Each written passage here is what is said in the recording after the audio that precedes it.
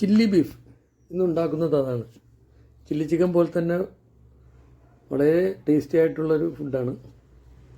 നമുക്കതിന് വേണ്ടത് ഇറച്ചി ആദ്യം വലിയ പീസായിരിക്കണം. അത് കുക്കറിലിട്ട് മഞ്ഞളുപ്പൊക്കെ ഇട്ടിട്ട് പുഴുങ്ങിയെടുക്കണം. വലിയ പീസ് എടുക്കുന്നത് അത് അരിഞ്ഞെടുക്കാൻ വേണ്ടിയാണ് വലിയ പീസ് എടുക്കുന്നത്.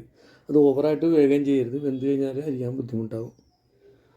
അത് കുക്കറിലിട്ട് ഒന്ന് വേവിച്ചെടുത്താൽ ഇതുപോലെ സ്ലൈസായിട്ട് അരിഞ്ഞെടുക്കണം.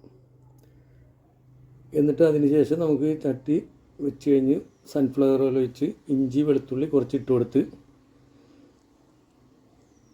അതിനകത്തേക്ക് സവാള ചില്ലി ചിക്കൻ എടുക്കുന്ന പോലെ തന്നെ വലിയ പീസായിട്ട് സവാള അരിഞ്ഞിട്ട് കൂടെ ക്യാപ്സിക്കം കൂടി ആഡ് ചെയ്ത് അതിനെ പച്ചമണം മാറുന്നവരൊന്ന് ചൂടാക്കി കൊടുക്കുക.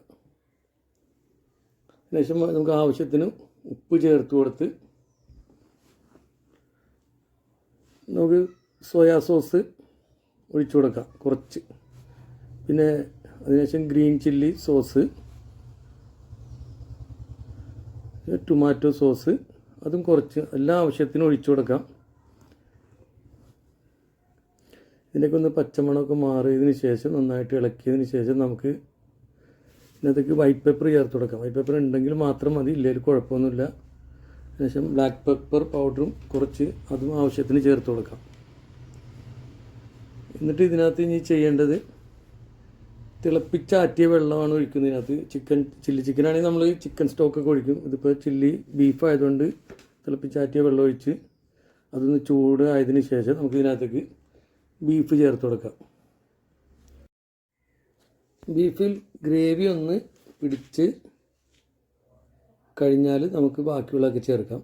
അതിനുശേഷം നമുക്ക് ഇതിനകത്തേക്ക് കുറച്ച് പച്ചമുളക് അരിഞ്ഞ് ഇട്ട് കൊടുക്കാം. അതിനുശേഷം നമുക്ക് കോൺഫ്ലവർ പൊടി കലക്കിയിട്ട് ഒഴിച്ചു കൊടുക്കാം. ഗ്രേവി ഒന്ന് കട്ട് ചെയ്യാൻ വേണ്ടിയാണ്. ഇനി നമുക്ക് പുതിന മല്ലിച്ചീരയും അരിഞ്ഞിട്ട് കൊടുക്കാം. അതിനുശേഷം നമുക്കിത് സെർവ് ചെയ്യാം. അപ്പോൾ ഇത് ഇഷ്ടപ്പെട്ടാൽ എല്ലാവരും ചെയ്ത് നോക്കണം, സബ്സ്ക്രൈബ് ചെയ്യണം, എല്ലാവർക്കും ഷെയർ ചെയ്ത് കൊടുക്കണം, ലൈക്ക് ചെയ്യണം. അഭിപ്രായങ്ങളുണ്ടെങ്കിൽ ചാനലിലൂടെ അറിയിക്കുകയും വേണം. ഓക്കേ.